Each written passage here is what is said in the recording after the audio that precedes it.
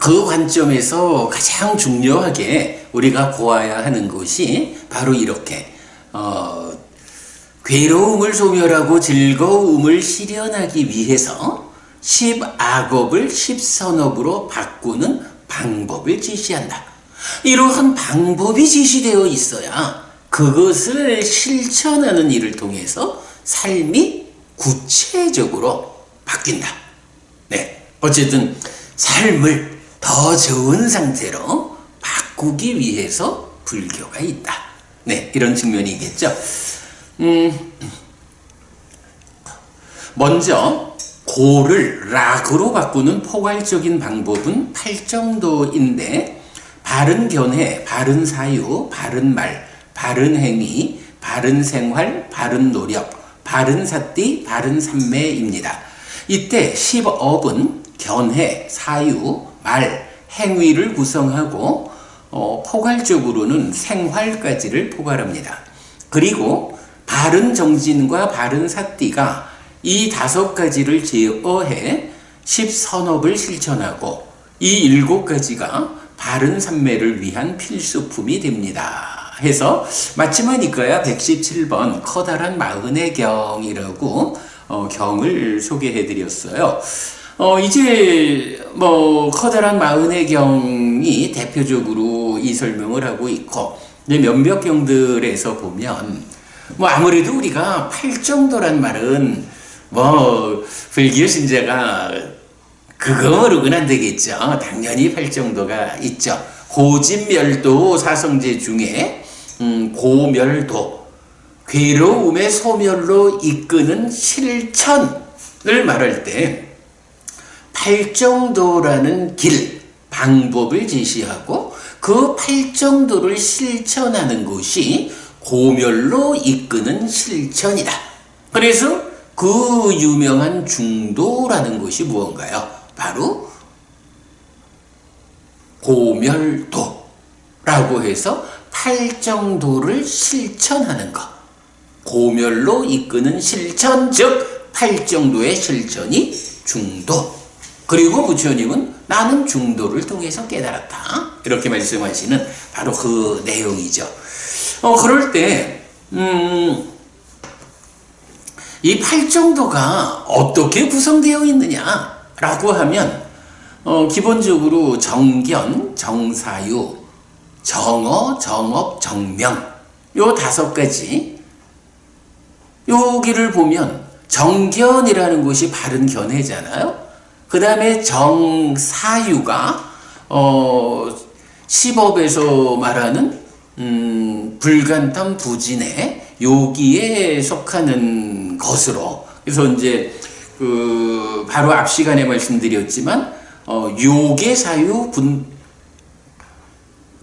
욕의 사유, 분노의 사유, 폭력의 사유가 십악업에 속한 간탐과 진해의 자리여서, 이제 십선업에서는 욕의 사유의 반대말 출리의 사유, 분노하지 않는 사유, 비폭력의 사유, 요 3가지가 정사유로 나오거든요. 그리고 3번째 정어가 바로 십선업에 있는 불망어, 불량설, 불학구, 불기어, 이 4가지가 정어로 나오고요.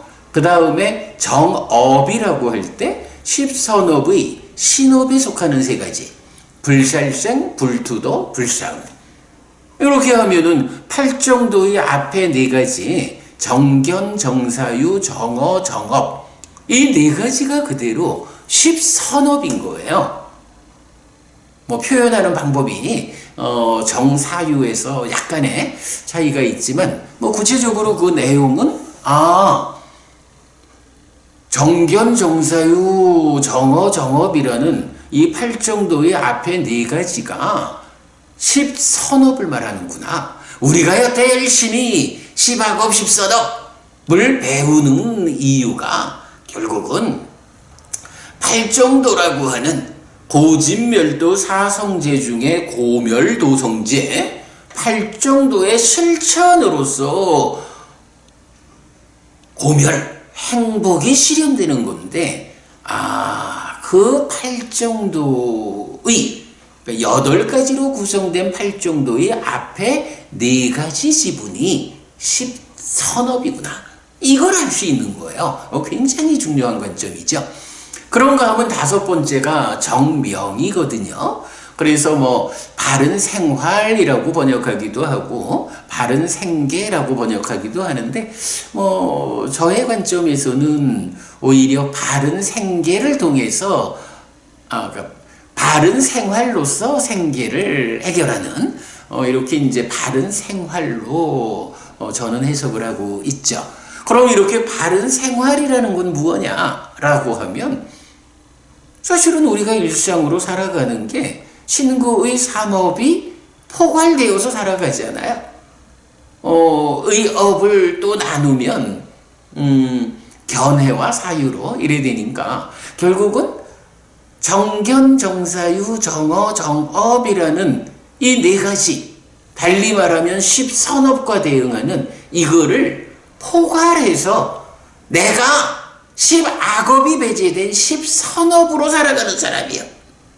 그래서 기왕이면 생계를 위한 직업도 10선업을 실천할 수 있는 그런 영역에서 직업을 가짐으로써 먹고 사는 일을 위해서 10악업을 지어야 하는 그런 위험을 피하자.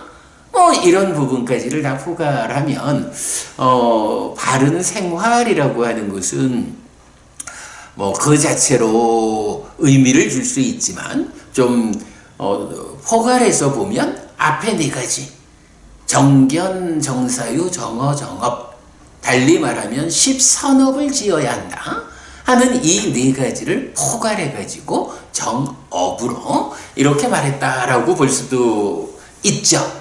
그러면 이제 이렇게 결국은 정견부터 정명까지 5가지가 행위, 업을 바르게 지어야 한다. 개개의 업도 바르게 지어야 하고 포괄해서 말하는 나의 일상의 삶 자체가 올바라야 한다.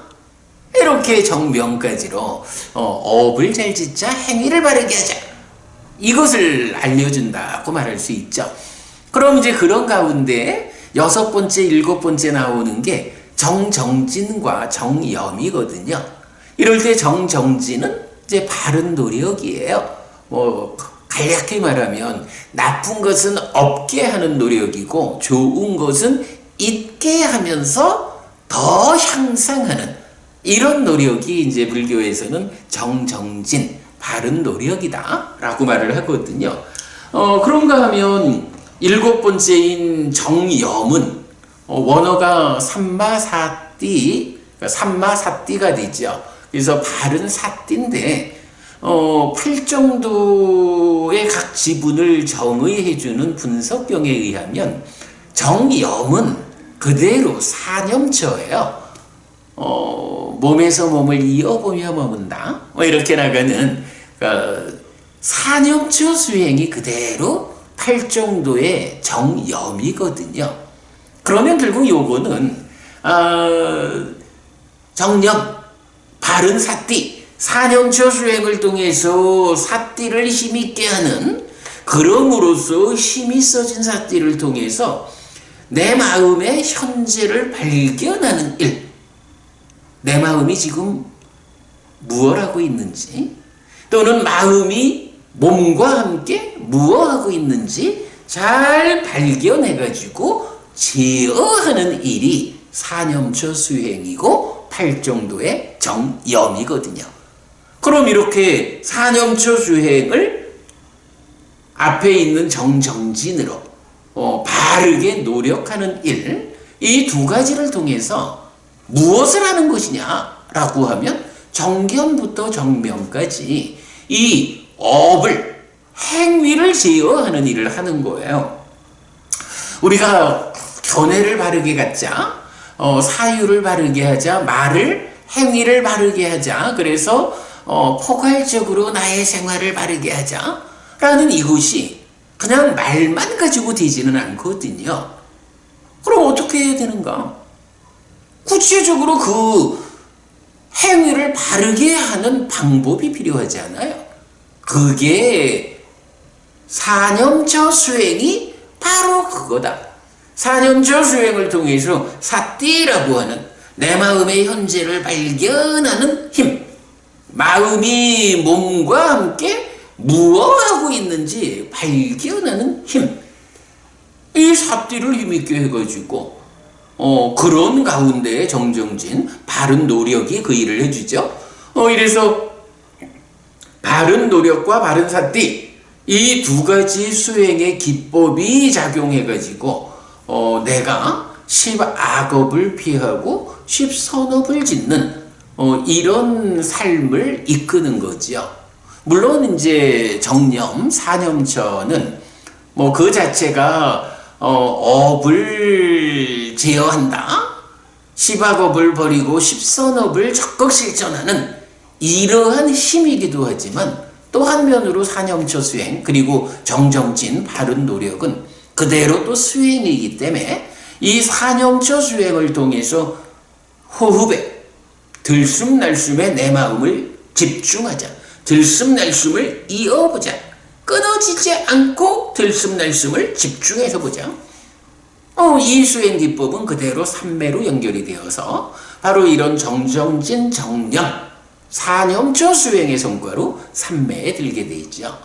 그러면 삼매를 닦는다라는, 삼매라는 토대 위에서 깨달음으로 나아가는 삼매를 닦는 과정을 통해서 삶은 더욱 향상하고 깨달음으로 나아가는 거죠.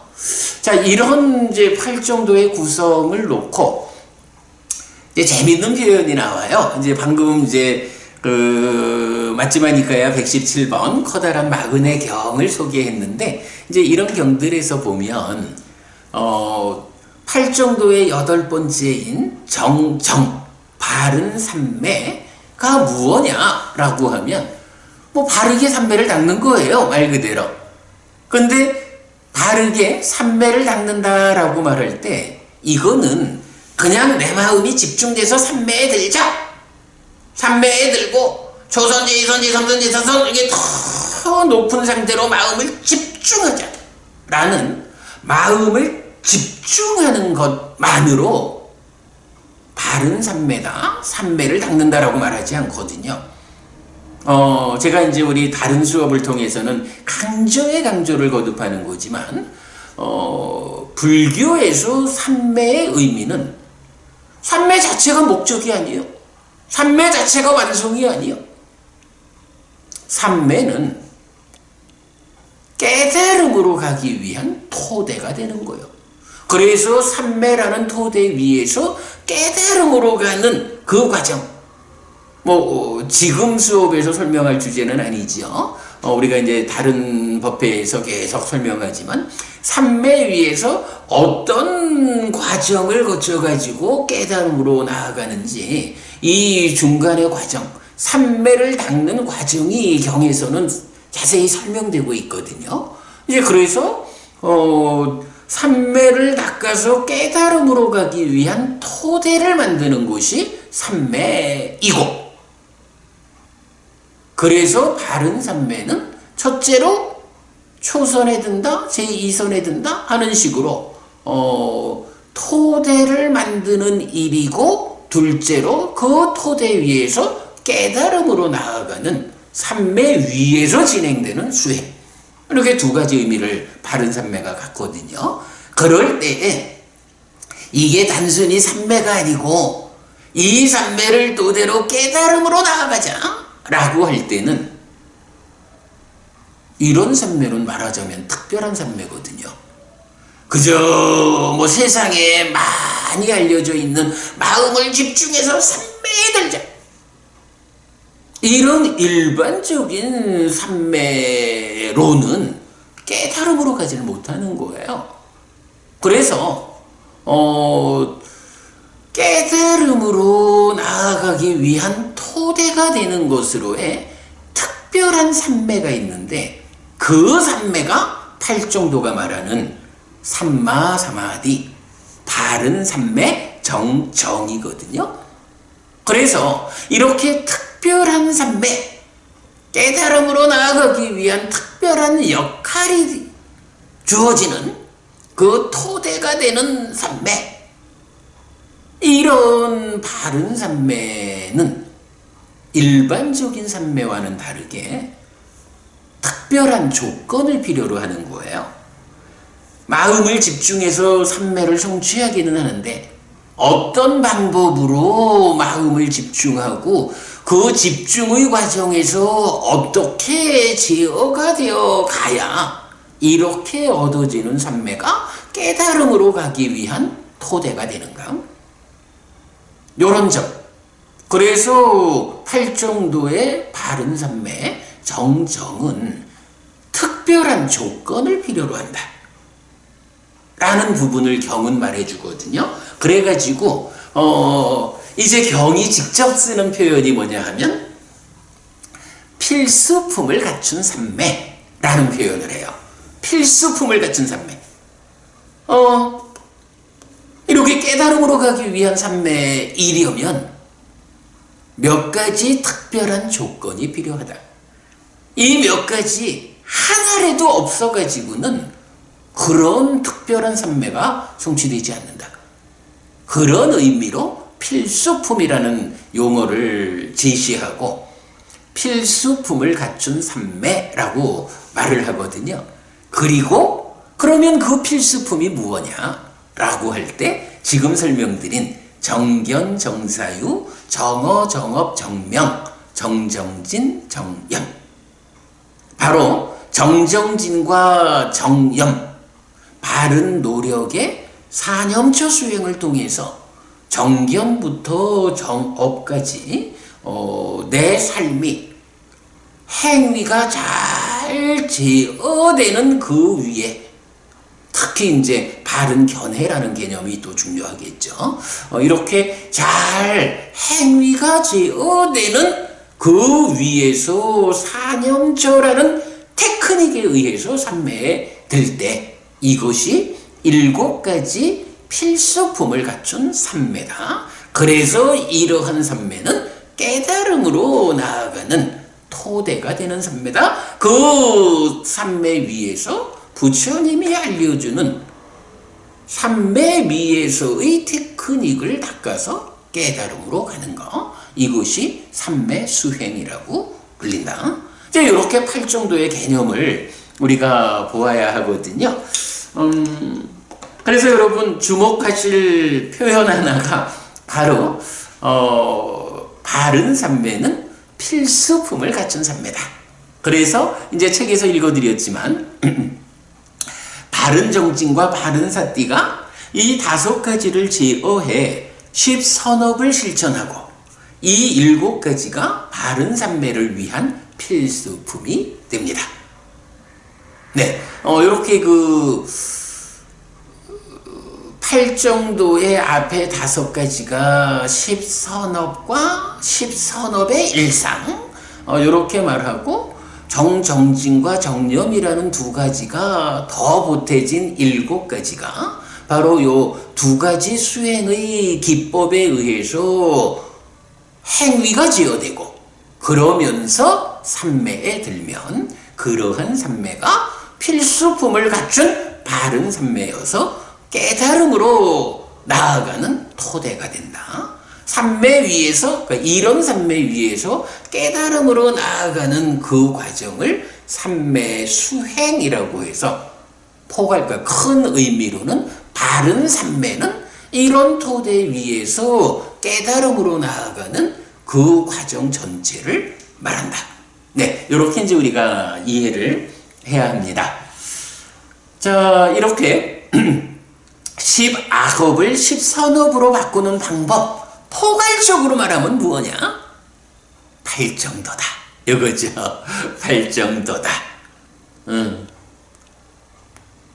그래서 일단은 뭐 보통의 의미로 말을 하자면 정정진과 정염이라는 2가지 지분에 의해서 2가지 테크닉에 의해서 앞선 5가지 지분 정견부터 정명까지를 제어하는 것이 10악업을 10선업으로 바꾸는 방법, 이렇게 말할 수 있고, 그런가 하면 커다란 마흔의 경에서 또 제시해 주는 거는 또 중요한 것이 사실은 이 십선업이 두 가지 종류가 있다 라고 말해 주거든요. 한 가지는 번뇌의 영향을 받는 중생들, 그러니까 우리와 같은 중생들의 입장에서 공덕이 되는 행위, 십선업을 짓는 거예요. 그런가 하면 또 한 가지 십선업은 번뇌의 영향을 벗어난 아라한의 삶이 무엇냐? 십선업이거든요. 그러니까 아라한도 몸이 무너져 죽은 다음에는 다시 태어나지 않으니까 불사가 실현된 이런 완성이지만, 그러나 아라한, 살아서 깨달아서 아라한이 되면 몸이 무너져 죽을 때까지는 아라한이라는 그 성자의 상태로 살잖아요. 그러면 이 아라한이라는 성자도 어쨌든 몸과 말을 통해서 살아가는 거니까 아라한도 그의 행위가 있다고요. 그래서 아라한도 몸과 말과 마음에 업을 짓는 게 그대로 십선업이에요.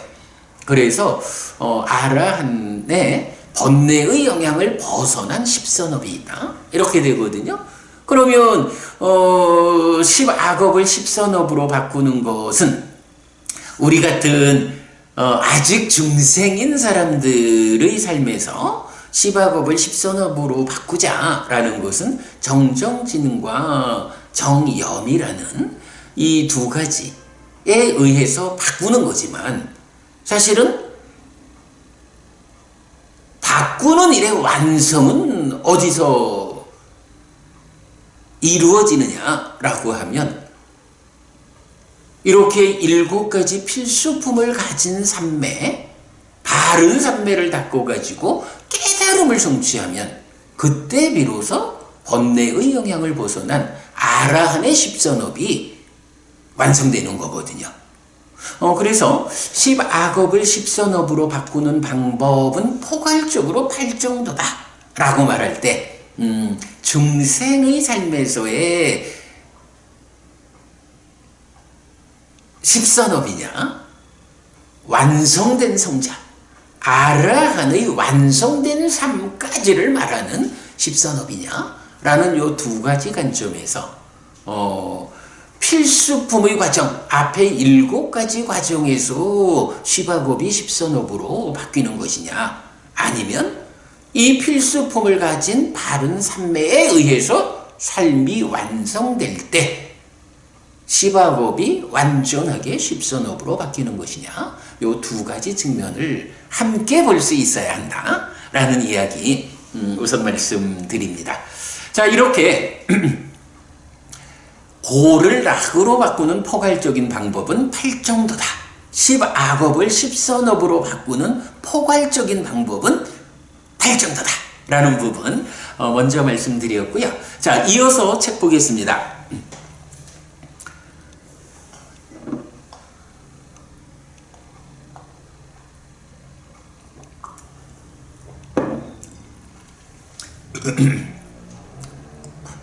한편 이들의 제어에는 다른 교리적 접근 방법도 있습니다. 자, 이렇게 이제 8정도여라고 한마디로 하면 되는데, 이제 그런 8정도라는 포괄적 접근 말고 이제 좀 십악업을 세워놓고 각각에 대해서 십선업으로 바꾸는 또 다른 교리적 접근 방법이 있다라는 부분을 이제부터 말씀드리려 하는 겁니다. 자, 그래서 이제 보면 제일 밑에 있는 견해, 일단 사견을 정견으로 바꿔야 되잖아요. 어떻게 삿된 견해를 바른 견해로 바꿀 것인가 라고 할 때 이제 경은 이게 참 재미있어요.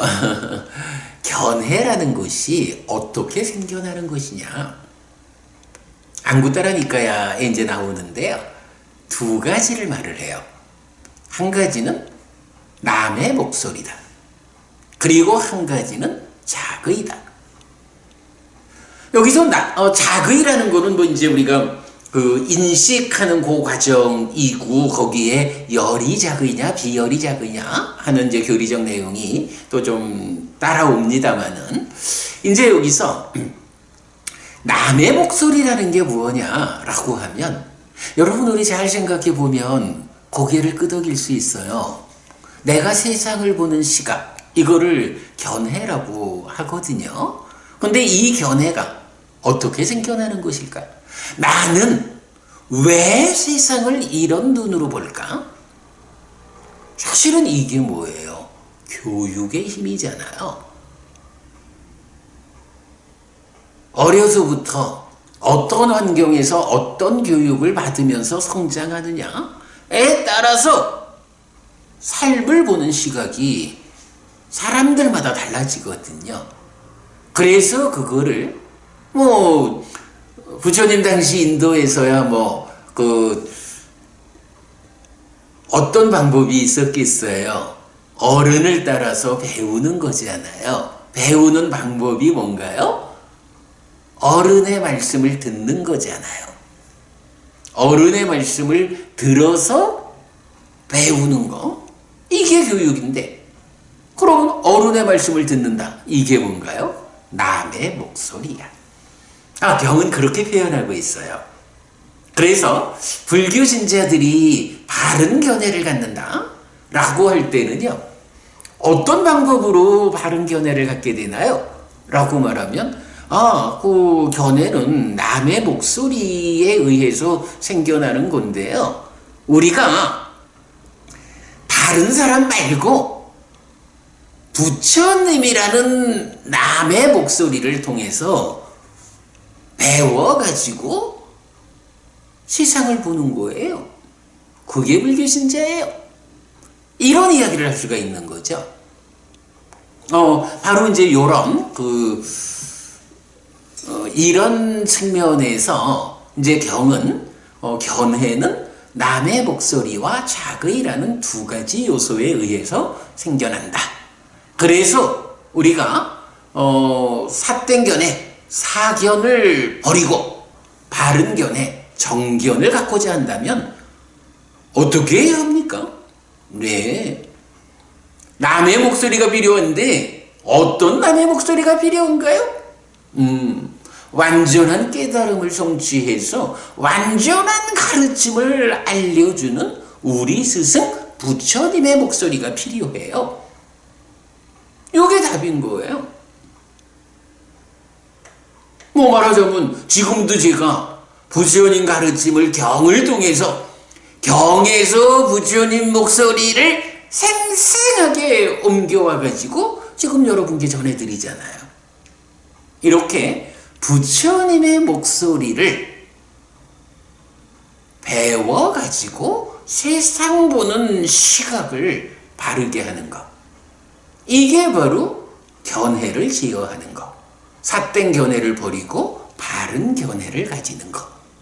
지난주 봤지만 이 견해라는 것은 씨앗과 같아서 삿된 견해라는 씨앗을 뿌리면 거기서 간탐과 진해라고 하는 나쁜 싹이 트고 몸과 말의 나쁜 행위라는 나무로 무럭무럭 자라나서 괴로움이라는 나쁜 열매를 맺잖아요.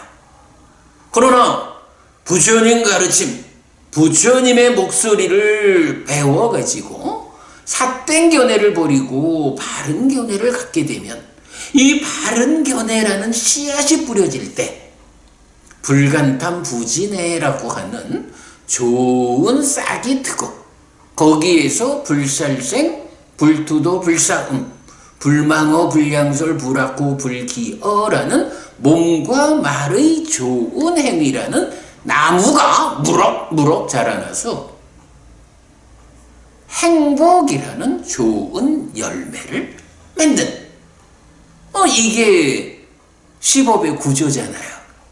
바로 그런 구조의 문제 때문에 우리가 어떻게 십악업을 십선업으로 바꿀 것인가 오늘 공부하고 있죠. 그래서 지금까지 드린 말씀은 포괄적으로 말하면 바로 사성제의 고멸도성제인 고멸로 이끄는 실천 팔정도가 바로 그거다. 포괄적으로 팔정도가 그거다 라는 부분을 보았고, 이제 이어서 또 다른 교리적 접근해서 개별적으로 접근하는 일을 보고 있는데, 첫 번째 견해를 제어하는 방법으로는 경은 이렇게 남의 목소리와 자의라고 하는 두 가지가 견해를 생겨나게 한다 라고 해서, 우리가 부처님의 목소리에 의해서 세상을 바르게 보는 시각을 가지자. 그래서 바른 씨앗을 뿌리자. 이런 이야기를 말씀드리고 있는 거죠. 뭐 이렇게 남의 목소리를 통한 배움, 그리고 자의라는 건데, 뭐 자의 이야기는 좀 뒤에 보도록 하겠습니다. 자, 그 다음에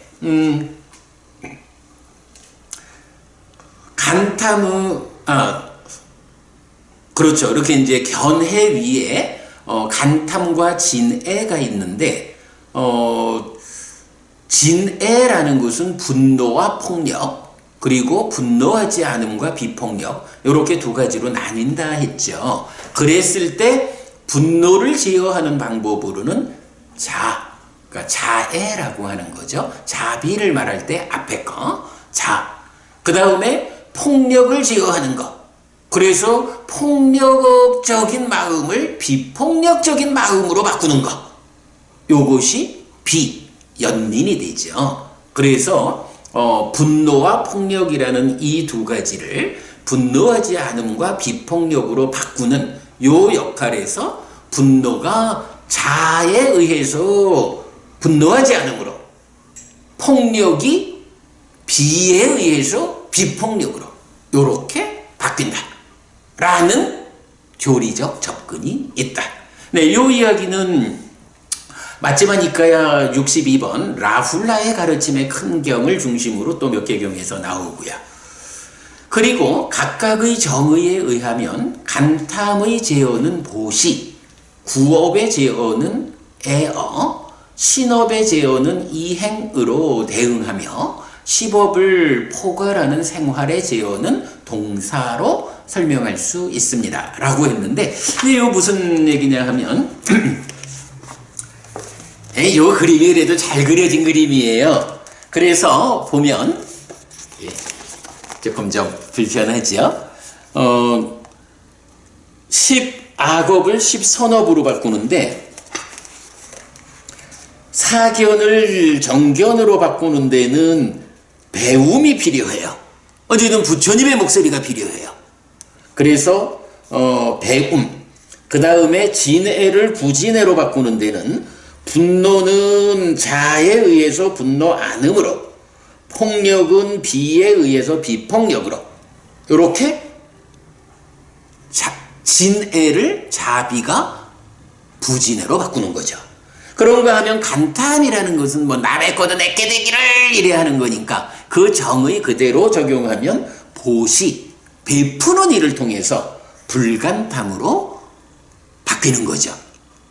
보시, 내 것까지 꺼내가지고 너를 주는 그런 일을 하는 사람이 남의 거를 내 거 하려고 안 하죠. 간탐이라는 악업을 불간탐이라는 선업으로 바꾸는 데는 보시가 그 방법이다 라고 자리가 잡히고요.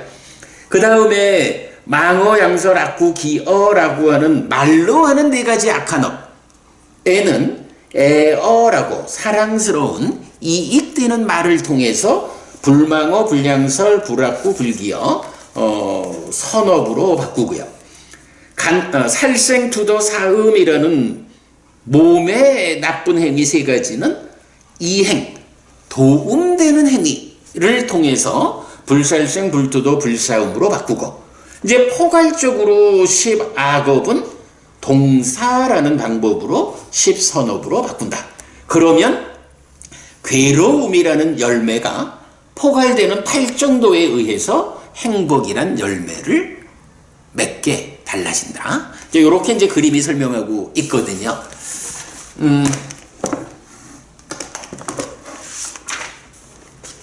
자, 이렇게 포괄적으로 팔정도가 시박업을 십선업으로 바꾼다.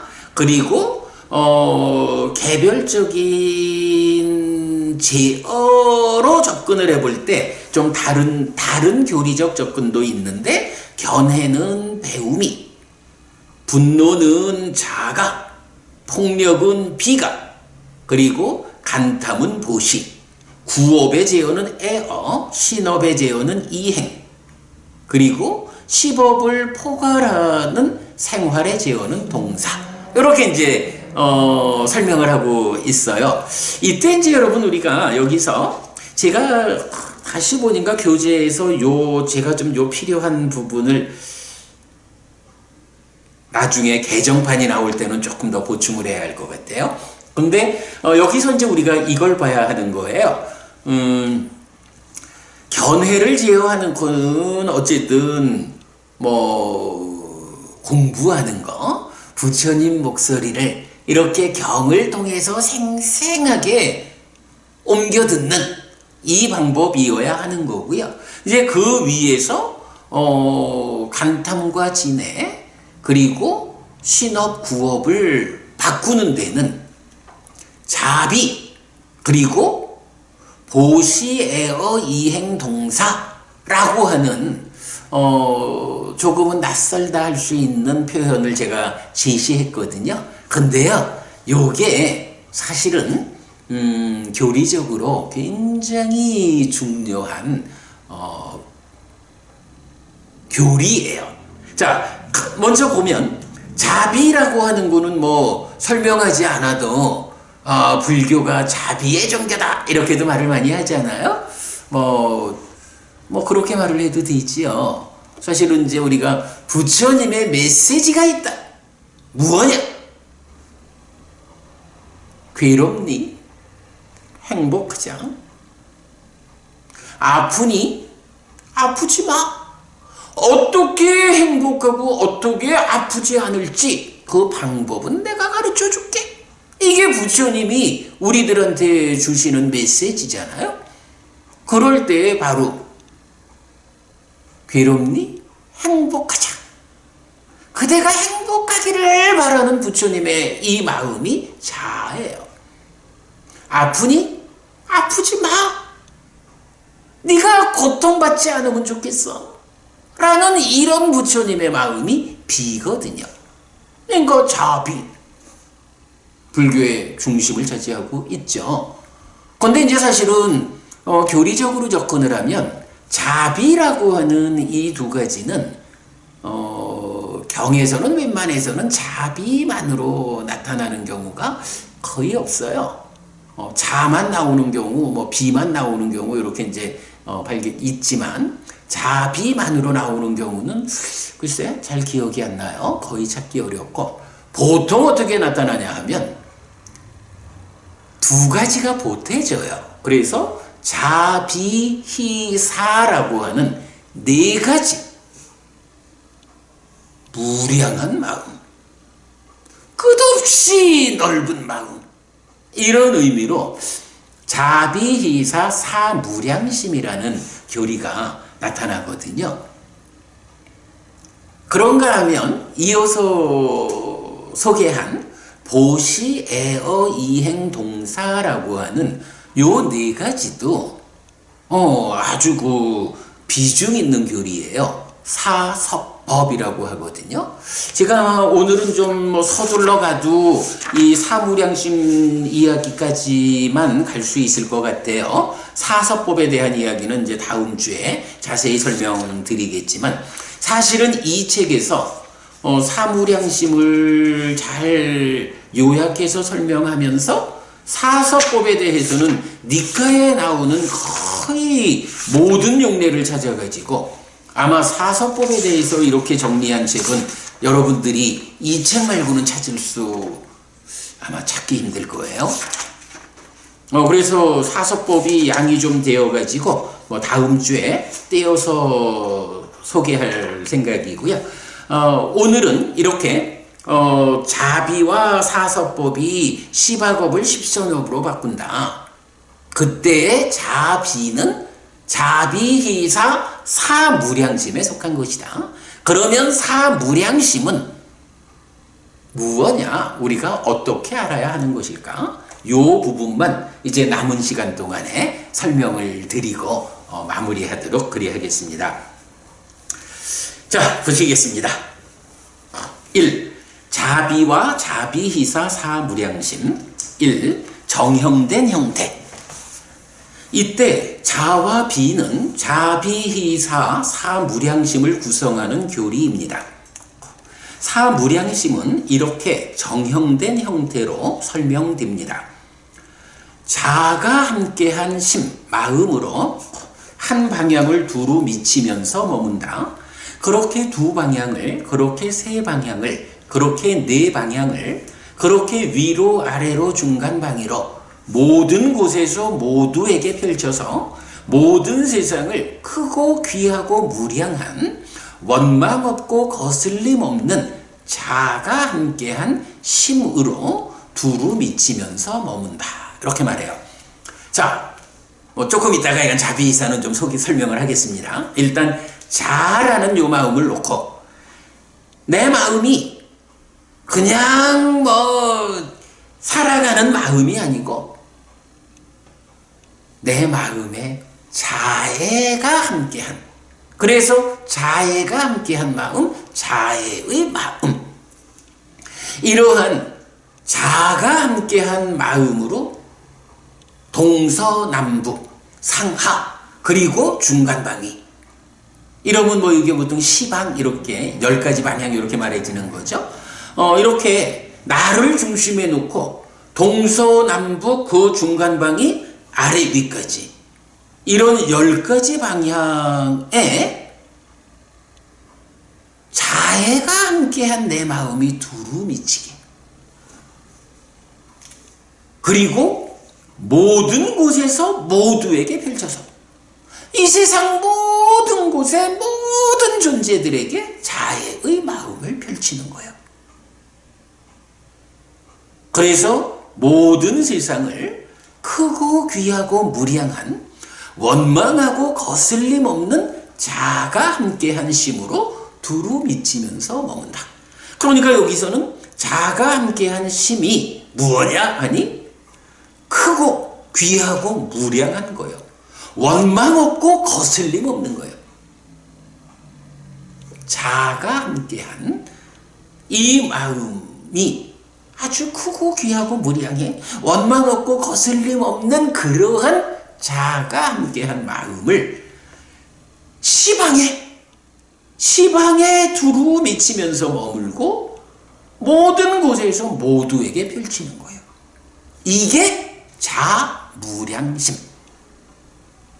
자가 무량한 끝이 없이 펼쳐지는 마음, 이런 말이죠.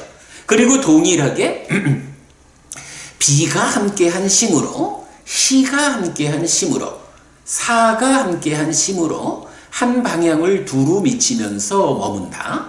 그렇게 두 방향을, 그렇게 세 방향을, 그렇게 네 방향을, 그렇게 위로 아래로 중간 방위로 모든 곳에서 모두에게 펼쳐서 모든 세상을 크고 귀하고 무량한 원망 없고 거슬림 없는 사가 함께한 심으로 두루 펼치면서 머문다. 사무량심은 이렇게 정형된 형태로 나타나요. 이게 사무량심이에요. 자, 이때 자비희사 4가지 이래 했는데 제가 이제 자주 드리는 말씀이지만, 그러면 자는 무엇냐 라고 하면 그대가 행복하기를 바라는 마음이에요. 비는 무엇냐? 그대가 아프지 않기를 바라는 마음. 그래서 제가 좀 전에 그랬잖아요. 부처님이 우리한테 주는 메시지가 무엇냐? 부처님, 예전에도 지금도 나는 오직 고와 고멸을 꿰뚫어 알게 한다 라는 불교의 최상위 개념을 제시하잖아요. 그래서 불교는 괴로울 것이냐 행복할 것이냐, 그래서 이 부분을 이제 제가 부처님의 메시지라고 표현을 해보니까 부처님 우리한테 이런 말씀하시는 거예요. 괴롭니? 행복하자. 아프니?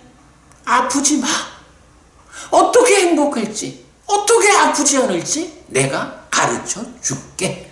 이런 말씀이거든요. 자, 그럴 때 자라는 마음이 그대가 행복하기를 하는 마음이니까 뭐예요? 괴롭니? 행복하자. 요거잖아요. 비라는 마음이 뭐 연민 이렇게 말을 하죠. 그대가 아프지 않기를 바라는 마음이거든요. 바로 부처님, 아프니? 아프지 마! 라는 이 메시지에 대응하잖아요. 사실은 이제 고와 고멸이라고 하는 이 개념이 어쨌든 사성제로 확장되어 가지고 깨달음에 의해서 완성되는 곳인데, 그렇게 완성되는 고와 고멸이라는 이 개념은 이제 나와 너가 함께 살아가는 관계의 영역에서는 어떻게 펼쳐지느냐? 바로 자비. 행복하기를 바랍니다. 아프지 않기를 바랍니다. 이런 마음이 자와 비라고 하는 두 가지 마음이어서 자비희사 사무량심의 앞에 두 가지가 되는 거죠. 자, 그런가 하면 이제 희는 더불어 기뻐하는 마음이에요. 그리고 사는 평정한 마음인데, 제가 원래 요 희와 사, 특히 더불어 기뻐하는 마음을 좀 자세히 설명해 드리려 했는데 시간을 보니까 30분밖에 안 남았네요. 오늘은 이렇게 그냥 자와 비를 좀 강조하고 더불어 기뻐하는 마음 희, 평정한 마음 사는 다음 기회에 또 좀 소개를 하기로 하고요. 뭐 니카야 KR 우리 홈페이지 오시면 이런 부분 이제 많이 강의되어 있으니까 여러분 좀 찾아보셔도 되고요. 자, 어쨌든 자비는 자비희사 사무량심의 앞에 두 가지다. 그리고 이렇게 정형된 형태로 나타난다. 정형된 형태. 시방 어느 곳입니까? 모든 방향에 두루두루 미친다. 그러니까 모든 곳에서 모두에게 미친다. 그대가 행복하기를 바라는 이 마음이 모든 방향, 모든 것, 모두에게 미치는 이것이 자무량심이다. 그대가 아프지 않기를 바라는 이 마음이 모든 방향, 모든 것, 모두에게 미치도록 내 마음에 가득가득 채우는 거, 비무량심. 이렇게 되는 거죠. 뭐 시사 마찬가지고요. 자, 그 다음에 넘어갑니다. 그러면 이 자비시사는 또 무엇냐라고 하면 2번 비인간의 침입에 대한 대응 방법이고 비폭력 무저항이고 삼매 수행의 토대가 되는 것이다 라고 정리를 했어요. 사무량심은 아주 중요한 교리입니다. 비인간의 침입을 방어하는 방법이기도 하고 비폭력 무저항과도 연결됩니다. 이때 비는 비폭력의 근거가 되고 사는 무저항의 근거가 됩니다.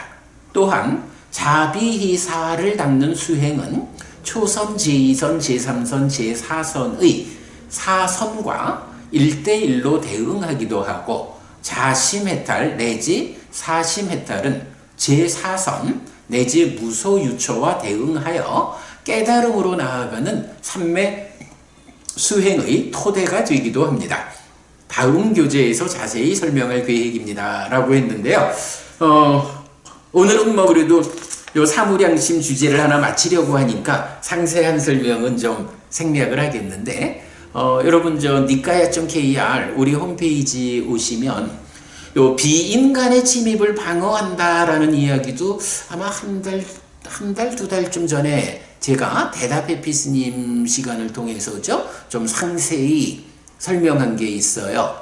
비인간의 침입을 방어한다라는 건 뭐 쉽게 말하면 뭐 요즘 말로 빙의, 귀신 들리는 거, 뭐 이런 부분까지도 포함해 가지고 어떤 신적 존재가 나에게 해코지하려 할 때 그 비인간이라고 불리는 그 신적 존재들의 해코지를 어떻게 방어할 것이냐? 이 방법으로 특히 자애의 마음, 자심을 닦는 것, 이 부분이 제시되어 있는 거 소개하고 있고요. 그 다음에 이제 인도의 간디에 의해서 비폭력 무저항주의가 주창되고 있지만 사실은 비폭력 무저항의 정수가 불교에 있다. 바로 이 사무량심이 물론 힌두교에도 이 사무량심이 있는 거죠. 그러니까 비폭력 무저항을 말하는데, 그러나 힌두교에서 제시되는 비폭력 사무량심은 1단계에 해당하고, 불교에서는 그것을 넘어서서 2단계의 사무량심이 제시되고 있기 때문에 비폭력 무저항의 정수는 불교에 있다. 이런 부분 역시 또 우리 홈페이지에서 잘 소개하고 있고요. 그 다음에 깨달음으로 나아가는 삼매 수행의 토대가 된다라는 부분도 충분히 설명되어 있는데, 세 번째 주제는 좀 어려우니까 그냥 뒤에 보셔도 될 것 같아요. 자, 세 번째입니다. 3. 사무량심의 이익. 그러면 이렇게 자비 또는 자비시사 사무량심을 우리가 아주 중요한 교리니까 잘 배워 알고 실천하는, 이렇게 사무량심을 닦는 일을 해야 하는데, 사무량심을 닦으면 어떤 이익이 있을까? 왜 사무량심을 닦아야 하지? 사무량심을 닦아서 뭔가 생기는 게 있어야 될 거 아니에요? 내가 사무량심을 열심히 닦아 실천하면 그것 때문에 나에게 이익되는 게 있어야 이 일을 하지 라는 부분이죠. 읽어보겠습니다. 사무량심의 이익. 그만큼 사무량심을 닦으면 많은 이익이 있습니다. 첫 번째, 앙구타라 니카야 8의 모음의 첫 번째 경, 자해경입니다. 비구들이요, 자심해탈을 반복하여 닦고 많이 행하고 수레로 삼고 토대로 삼고 실천하고 쌓고 잘 보살핀 비구에게 8가지 이익이 기대된다. 어떤 8가지인가?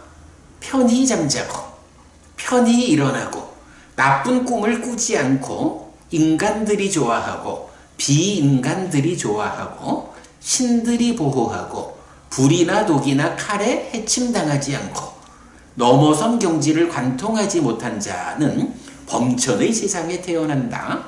비구들이여, 자심해탈을 반복하여 닦고, 많이 행하고, 수레로 삼고 토대로 삼고 실천하고 쌓고 잘 보살핀 비구에게 이런 8가지 이익이 기대된다 라고 했어요. 바로 앞에서 자비희사를 닦는 수행은 초선, 제2선, 제3선, 제4선과 대응하고, 자심해탈, 비심해탈, 희심해탈, 사심해탈은 제4선, 공무변처, 식무변처, 무소유처와 대응해서 깨달음으로 나아가는 삼매수행의 토대가 된다. 이런 부분을 읽어드렸는데, 이제 자해경에서는 단순히 자해의 마음을 닦으면 이렇게 말하는 건 아니고, 그 두 번째로 나온 심해탈, 자심해탈을 반복하여 닦고 많이 행하면 이렇게 8가지 이익이 있다. 근데 좋잖아요? 편히 잠자고 편히 일어나고 나쁜 꿈을 꾸지 않고 인간들이 좋아하고, 자, 비인간의 침입 요 부분 봤는데 비인간들이 좋아하고 신들이 보호하고 불이나 독이나 칼에 해침당하지 않고 넘어선 경지를 관통하지 못한 자는 범천의 세상에 태어난다. 그래서 이제 경에는 이 사무량심은 범천의 세상으로 이끄는 수행이다. 그리고 힌두교는 바로 이 사무량심을 닦아서 범천의 세상에 태어나는 것을 목적으로 하는 이제 그런 부분을 경을 통해서 많이 볼 수가 있어요. 어쨌든 이렇게 자시메타를 닦으면 8가지 이익이 기대된다 라는 거고요. 이어서 앙구타라니까야 11의 모음의 15번 자해경, 그러니까 똑같은 자해경인데 경이 달라요. 비구들이요 자시메타를 반복하여 닦고 많이 행하고 수레로 삼고 토대로 삼고 실천하고 쌓고 잘 보살핀 비구에게 11가지 이익이 기대된다. 어떤 11가지인가? 편히 잠자고 편히 일어나고 나쁜 꿈을 꾸지 않고 인간들이 좋아하고 비인간들이 좋아하고 신들이 보호하고 불이나 독이나 칼에 해침당하지 않고, 요게 앞에 거의 반복이죠. 이어가지고 마음이 빠르게 삼매에 들고 얼굴빛이 깨끗해지고 당황스럽게 죽지 않고 넘어선 경지를 관통하지 못한 자는 범천의 세상에 태어난다.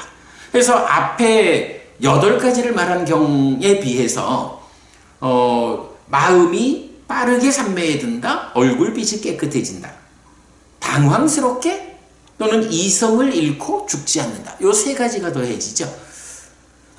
마음이 빠르게 삼매에 든다라는 건 수행자의 입장에서 굉장히 중요하죠. 얼굴빛이 깨끗해진다. 이건 뭐 누구나 다 좋아하는 거잖아요. 우리가 살면서 얼굴빛이 깨끗하다라고 하면 어디 가서나 다 호감을 받고 어떤 일을 하든지 도와주는 사람이 많고 나를 배척하는 사람이 없고, 그렇죠. 그래서 얼굴빛이 깨끗하다라는 거, 자해의 마음을 닦으면 그러하다. 그래서 자비시사 사무량심의 반복이 돼요. 그리고 마지막 하나가 당황스럽게 죽지 않는다. 요게 이제 죽음과 관련한 문제잖아요. 우리가 사실 살다가 어느 순간 죽음이 탁 닥쳐오면 죽음에 대해서 준비하지 못한 사람들은 어떻게 되나요? 아이고 죽는구나. 그야말로 뭐 세상이 다 깜깜한 거죠. 뭐 아이고 죽어야 되는구나 해가지고 허둥허둥 어쩔 줄 모르죠. 당황스러워하고 이성을 잃고는 어쩔 바를 몰라가지고 그야말로 깜깜이가 되어가지고 죽어가지고 깜깜하게 태어나죠. 그러나 자비희사 사무량심을 닦으면, 자비희사 4가지 시메타를 닦으면 어떻게 되느냐? 죽는 그 순간에도 당황하지 않는 거예요. 아, 내가 이러한 삶을 사는 가운데 이제 몸이 무너져 죽어야 하는 상황을 맞이했구나. 그래, 내가 아직까지 아라한이 되어서 윤회에서 벗어나지 못하는 한에는 몸이 무너져 죽으면, 몸이 무너지면 죽어야 하고, 그러면 또 새로운 몸으로 태어나서 삶을 반복하는 거요 라고 알고 있어요. 아, 내가 이렇게 몸이 무너지는 상황이 왔구나. 그래도 한평생 내가 이러한 삶을 살았으니 나의 태어남은 걱정할 일이 없다. 준비가 되었다. 이렇게 죽음을 맞이하게 되니까 당황하지 않는 거예요. 이성을 잃지 않는 거예요. 허둥대지 않고 당당하게 담담하게 이 죽음을 맞이할 수가 있죠. 자비희사 사무량심을 닦으면 그렇게 된다.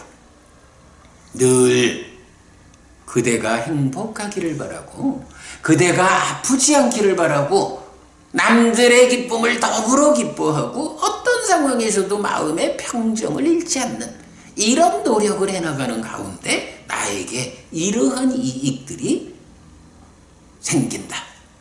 사무량심을 닦으면 이런 8가지 또는 11가지 이익이 있다 라고 부처님이 직접 말씀하시죠.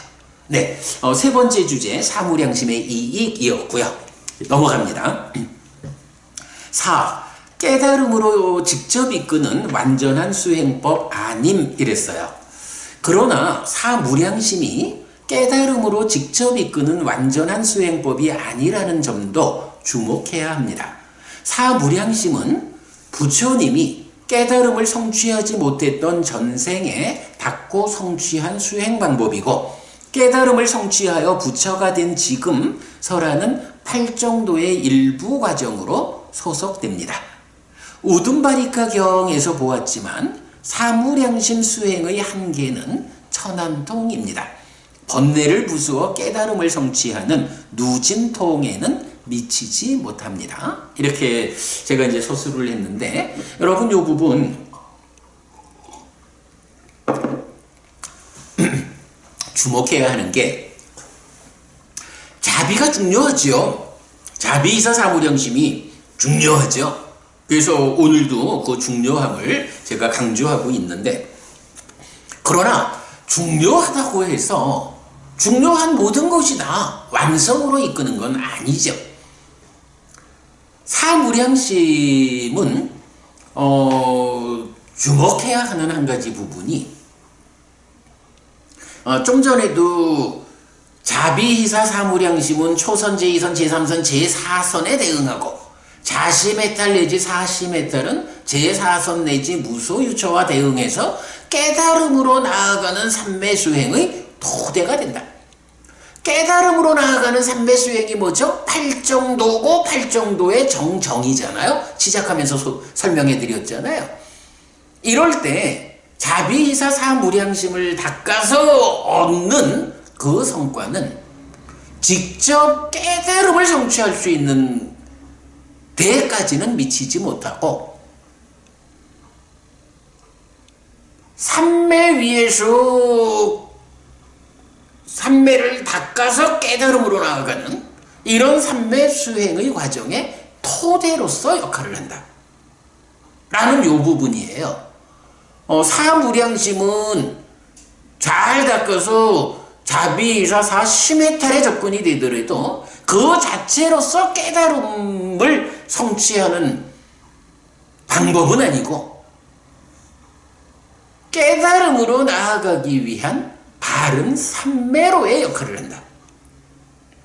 그러니까 이제 불교 수행을 말할 때는 늘 초선, 제2선, 제3선, 제4선, 공무변처, 직무변처, 무소유처, 비상비비상처, 그리고 넘어서서 상수멸을 성취에 머물고, 그러면서 지혜로서 보아 번뇌다하는 이런 해해탈자라고 하는 완성, 아라한에 이르는 깨달음의 길을 설명하거든요. 그럴 때에 바로 사무량심, 사시메탈은 초선부터 무소유처까지에 대응하는 토대로서의 삼매 상태다 라는 요 부분을 놓치면 안 돼요. 근데 이제 불교가 부처님으로부터 멀어지다 보면, 글쎄 우리가 특히 티벳과 관련한 TV, 특히 이제 불교 TV 같은 매체에서는 사실은 이렇게 부처님 살아서 직접사랑 가르침보다는 티벳에 이 불교에 더 많은 관심을 갖고 있는 게 아닌가 싶기도 해요. 그래서 이제 저도 불교 TV에서 이런 티벳 불교 이렇게 좀 보다 보면 자비가 최상이어서 자비 수행으로 깨닫는 이렇게 좀 이해가 되는데, 우리가 하여간 분명히 알아야 하는 것은 불교가 부처님으로부터 좀 멀어지면서 깨달음에 대한 관점도 좀 달라지고, 깨달음 자체에 대한 관점이 달라지니까 당연히 그 깨달음으로 가는 과정, 방법도 달라지는 이런 면을 볼 수가 있죠. 그래서 우리 주변의 불교 신자들 중에는 오직 자비로서 깨닫는다고, 자비로서 완성한다는 이런 설명을 하는 분들이 많이 있죠. 그러나 그렇지 않다고 보아야 한다. 자비 또는 자비희사 사무량심은 깨달음을 위한 토대로서 역할을 할 수 있고, 그보다 더 정확하게 그 팔정도가 제시하는 길은 구차제정, 초선부터 쭉 올라가서 상수멸까지 가는 이 9단계의 삼매를 깨달음을 위한 토대로 제시하고, 바른 삼매가 설명되어서 깨달음으로 이끌리는, 그때 사무량심 또는 사무량심해탈은 초선부터 무소유처라는 요 말하자면 제한된 영역에서 토대로서 함께 작용하는 그만큼의 쓰임새가 있지, 자비이사 사무량심이 깨달음을 위한 온전한 방법은 아니다 라는 것을 분명히 알아야 돼요.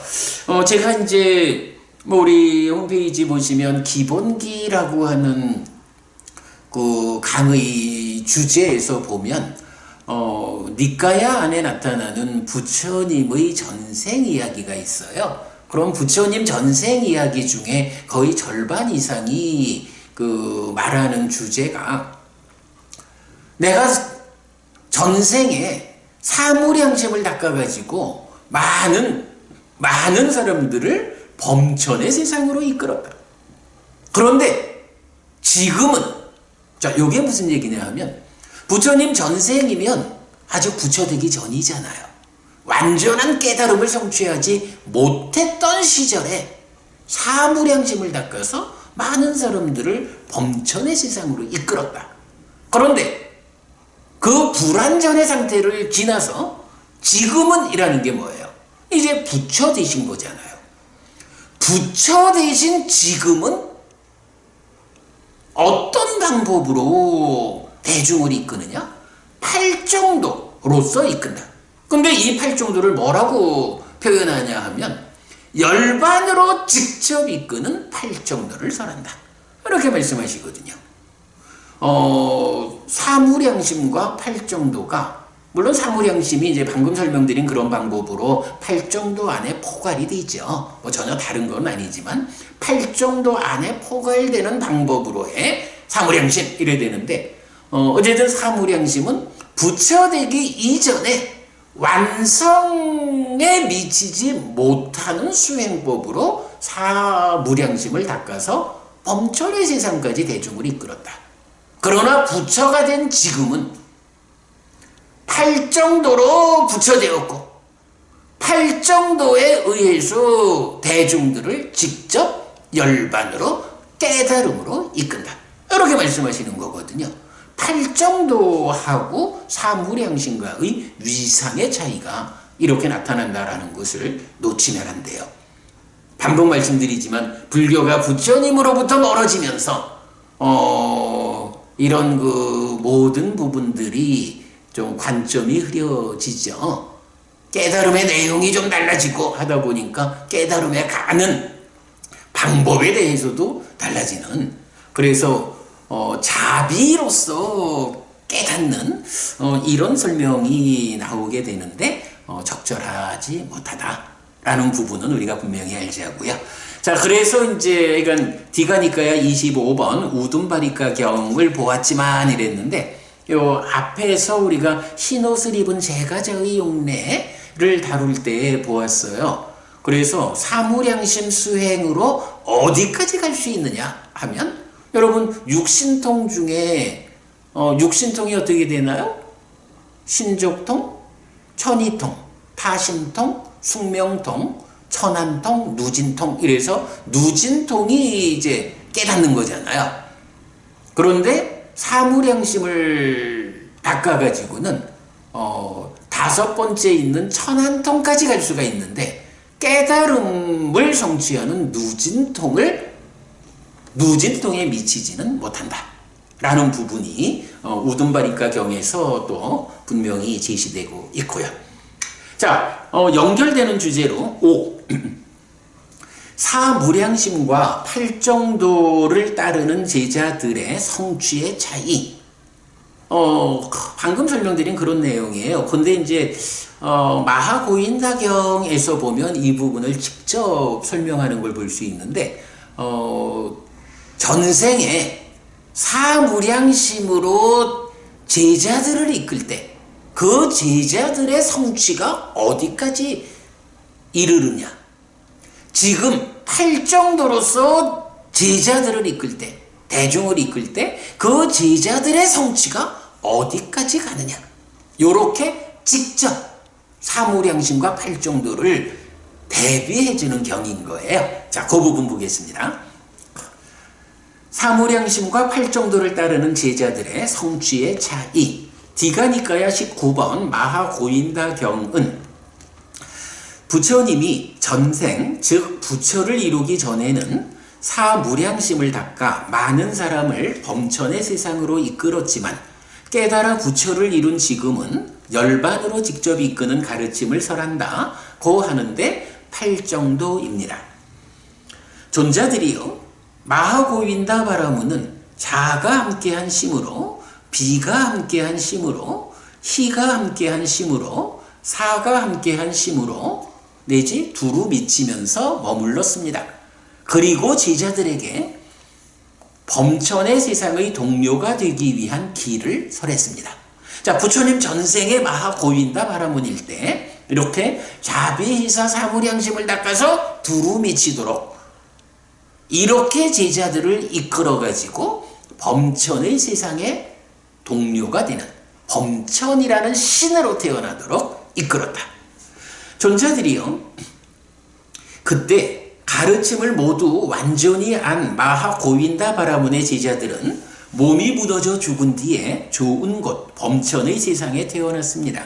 가르침을 모두 완전히 알지 못한 제자들은 몸이 무너져 죽은 뒤에 또한 어떤 자들은 타화자재천의 신들의 동료로 태어났고, 또한 어떤 자들은 화락천의 신들의 동료로 태어났고, 또한 어떤 자들은 도솔천의 신들의 동료로 태어났고, 또한 어떤 자들은 야마천의 신들의 동료로 태어났고, 또한 어떤 자들은 33천의 신들의 동료로 태어났고, 또한 어떤 자들은 사대왕천의 신들의 동료로 태어났습니다. 가장 낮은 몸을 성취한 자들도 간다바의 몸을 성취하였습니다. 존자들이요, 이렇게 그 모든 좋은 집안의 아들들의 출가는 쓸모없지 않았고 생산적이었고 결실이 있었고 수확이 있었습니다. 자, 부처님 전생에 마하고윈다 바라문일 때 사무량심으로 제자들을 범천의 세상으로 이끄는 거예요. 근데 범천의 세상이 어디냐라고 하면 이게 초선, 제2선, 제3선, 제4선 세 하늘을 말하잖아요. 그때 초선의 영역이 범천의 세상이거든요. 그러니까 사무량심으로 제자들을 이끌 때에는 그 제자들의 목적지로 초선에 해당하는 범천의 세상이 제시되어 있는 거예요. 그러다 보니까 이제 마하고인다 바라문을 뒤따르는 제자들, 여러분 우리 지금도 뭐 누구나 그렇죠. 어떤 스승이 있다 해서 그 스승이 당신의 완성된 법을 설한다 라고 할 때 모든 제자들이 동등하게 그 완성에 가지를 못하잖아요. 어떤 제자는, 정말 특별한 제자는 스승과 같은 그 상태, 그 수준에 가고, 특별함이 미치지 못하는 만큼 중간 이렇게 성취를 보는 거잖아요. 그래서 지금 그렇게 말하는 거예요. 마하고인다 바라문이 범천의 세상, 초선천으로 이끄는 법을 설했기 때문에 그 가르침을 완전히 안 제자들은 몸이 무너져 죽은 뒤에 범천의 세상에 태어난 거예요. 그런데 완전히 알지 못한 제자들은 얼마만큼 따라갔느냐에 따라서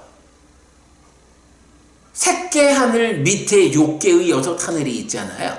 그래서 얼마만큼 갔느냐에 따라서 맨 위에 타화자재천까지 간 제자도 있고, 화락천에 간 제자도 있고, 도솔천, 야마천, 33천, 그리고 가장 아래에 사왕천까지. 그리고 뭐 여기서는 이제 가장 낮은 몸을 성취한 자도 간다바의 몸을 성취했다라고 했는데, 사실은 뭐 이 간다바는 좀 여러 경우로 나타나지만 그래도 주된 용례로는 사왕천의 동쪽 방향에 태어난 낮은 신들이 간다바 이렇게 불리는데, 어쨌든 이렇게 마하고인다 바라문을 따라서 그의 가르침, 자비희사 사무량심을 실천한 그의 제자들은 그래도 실천한 만큼에 따라서 어쨌든 인간보다는 높은 세상, 욕계 하늘에는 주로 태어났고 완전히 익힌 사람들은 죽어서 색계 범천의 하늘에 태어났다. 이렇게 이제 사무량심을 닦아서 태어나는 성취의 정도를 설명하는 거예요. 자, 그런가 하면 이어가지고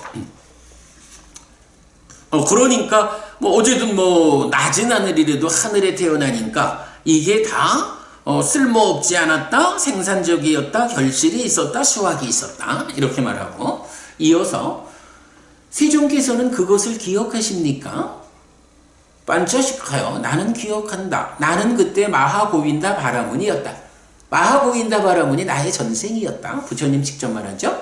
나는 그 제자들에게 범천의 세상의 동료가 되기 위한 길을 설했다.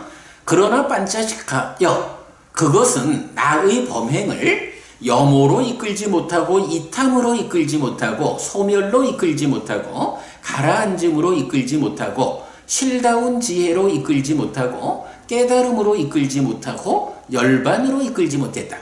범천의 세상에 태어남까지만 이끌었을 뿐이다. 예, 뭐 염호, 이탐, 소멸 이렇게 이제 말을 하지요. 그러나 결론적으로 보면 옛날 마하고인다 바라문으로 나의 전생에 사무량심으로 대중을 이끌었을 때는 열반으로 이끌지 못했다. 완성으로 이끌지 못했다. 윤회에서 벗어나도록 불사가 실행되도록 이끌지 못했다. 깨달음으로 이끌지 못했다. 다만 범천의 세상, 색계의 첫 번째 하늘까지 이끄는 만큼 뿐이었다.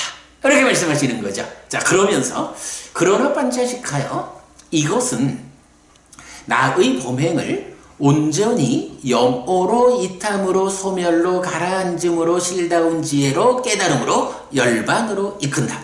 반자식하여 범행을 온전히 염오로 이탐으로 소멸로 가라앉음으로 실다운 지혜로 깨달음으로 열반으로 이끄는 그것은 무엇인가? 오직 이것 8요소로 구성된 길이니 즉 정견, 정사유, 정어, 정업, 정명, 정정진, 정념, 정정이다. 8정도죠. 오늘 우리가 사무량심 이야기를 하면서도 사실은 사무량심 이야기보다 8정도를 더 설명하게 되는 게 다 이런 이유죠. 이것이 반자식하여 범행을 온전히 염오로 이탐으로 소멸로 가라앉음으로 실다운 지혜로 깨달음으로 열반으로 이끄는 그것이다. 8정도다. 자, 이렇게 사무량심은 전생에 깨닫지 못했을 때 하던 일이고 지금 깨달아서 부처가 된 입장에서는 8정도를 설하고 이끌어 어디로? 열반으로. 이렇게 완성의 길로 8정도가 제시되는 거예요. 반자식가요. 가르침을 모두 완전히 아는 나의 제자들은 번뇌들이 부서졌기 때문에 번뇌가 없는 심해탈과 해해탈을 지금 여기에서 스스로 실답게 안 뒤에 실현하고 성취하여 머문다. 아라한이죠. 가르침을 모두 완전히 알지 못하는 자들은 오하분결이 완전히 부서졌기 때문에 화생한다. 거기서 완전히 열반하는 자이니 그 세상으로부터 돌아오지 않는 존재, 불환자이다. 또한 가르침을 모두 완전히 알지 못하는 어떤 자들은 세 가지 족쇄가 완전히 부서지고 탐진치가 엷어졌기 때문에 한 번만 더 돌아올 자, 일례자이니 한 번만 더 이 세상에 온 뒤에 괴로움을 끝낼 것이다. 또한 가르침을 모두 완전히 알지 못하는 어떤 자들은 세 가지 족쇄가 완전히 부서졌기 때문에 흐름에 든 자, 예류자여서 떨어지지 않는 자, 확실한 자, 깨달음을 겨냥한 자이다. 이렇게 반자식하여 이 모든 좋은 집안의 아들들의 출가는 쓸모없지 않고 생산적이고 결실이 있고 수확이 있다. 쓸모없지 않고 생산적이고 결실이 있고 수확이 있다라는 말이 앞에 하고 똑같죠. 그런데 어느 만큼의 쓸모고 어느 만큼의 수확인가요? 전생에 마하고인다 바라문으로 사무량심으로 이끌 때는 완전히 완전한 제자가 범천의 세상에 태어나는 거예요.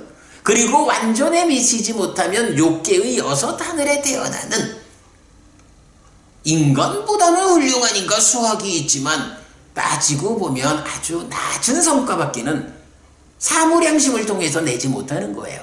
그러나 지금 부처가 된, 그래서 팔정도로 이끄는 지금 상황에서는 이제 부처님의 제자인 우리들은 얼마만큼 우리가 뒤쫓아가느냐의 문제지만 완전하게 뒤쫓아가면 우리도 아라한이 되어서 부처님처럼 윤회에서 벗어나는 깨닫는 열반이 실현되는 거예요. 거기에 미치지 못한다 해도 얼마만큼 내가 갔느냐에 따라서 불환자거나 일례자거나 예류자거나 이런 사쌍팔배의 성자가 되어가지고 뭐 시간상 다 설명 안 드리겠습니다만은 예류자만 해도 최대 7번 다시 태어나기 이전에 깨닫는다 라고 보장이 되는 자리잖아요. 그래서 깨달음을 겨냥한 자다 이렇게 말하잖아요. 그러니까 사무량심을 닦아서 기껏 욕계의 여섯 하늘에 가거나 완성해봐야 초선천 범천의 세상에 태어나는 이 경지하고 열심히 팔정도를 배워 실천하는 일로서 부처님을 뒤쫓아가면 얼마만큼 내가 가느냐에 따라서 예류자도 될 수 있고 일례자 불환자도 될 수 있고 끝내 아라한이 되어가지고 윤회에서 벗어나는 완전한 행복이 실현되는 깨닫는 이런 결과까지로 우리가 갈 수 있는 거죠. 사무량심하고 팔정도가 이런 차별을 보여주죠. 부처님 말씀에 의해서. 네. 특히 사무량심을 따라 배우는 제자의 성취 수준과 팔정도를 따라 배우는 제자의 성취 수준이 차이가 있다는 점은 분명히 알아야 합니다. 뭐 지금 제가 약간 강조에 강조를 거듭하고 있죠. 이런 성취 수준의 차이 분명히 알아야 하고요. 사무량심의 자세한 내용은 다음에 출판될 교재 팔정도에 넘기고 이 책에서는 생략하였습니다. 자, 시간이 됐습니다만은 마무리 짓겠습니다. 6번째 주제입니다. 사서법으로의 연결. 아까 제가 그 사무량심 사서법인데 사서법에 대해서는 제가 이 책보다 더 사서법을 잘 설명한 책이 없을 것이다 라고 자신 있게 말씀을 드렸잖아요. 그러면 지금 이 사무량심 사서법 이 체계가 결국은 사무량심에서 사서법으로 연결이 돼야 한다. 그 부분인데, 자, 한편 사무량심에서 주목해야 할 점 중 또 하나는 마음은 직접 전달되지 않는다는 사실입니다. 지난주 수업에서 이 부분 가장 자세히 설명드렸죠. 자애의 마음, 메따를 보낸다라고 말하지만 마음은 직접 보내지고 전달되는 것이 아니라는 점을 분명히 알아야 합니다. 앞에서 말했듯이 의업은 내적이고 사적인 행위이고 남에게 직접 전달되지 않습니다.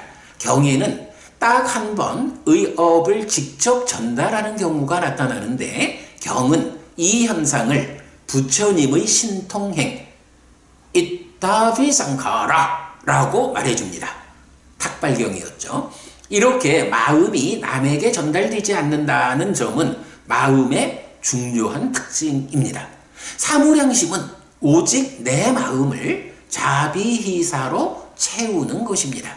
그래서 그대가 행복하기를 바라고 그대가 아프지 않기를 바라며 더불어 기뻐하고 평정한 마음을 가지게 되면 이런 마음은 보시에어 이행 동사의 사서법의 실천을 통해 남들에게 전달되는 것입니다. 라고 사무량심이 사서법으로 연결되어야 하는 요 교리적 관계를 말하고 있는 거예요. 한 가지만 여러분 기억하시면 좋겠어요. 사무량심이 이렇게 그대가 행복하기를 뭐 해서 이제 네 가지를 시방에 가득 채우고 모든 건 모두에게 두루 미치는 거잖아요.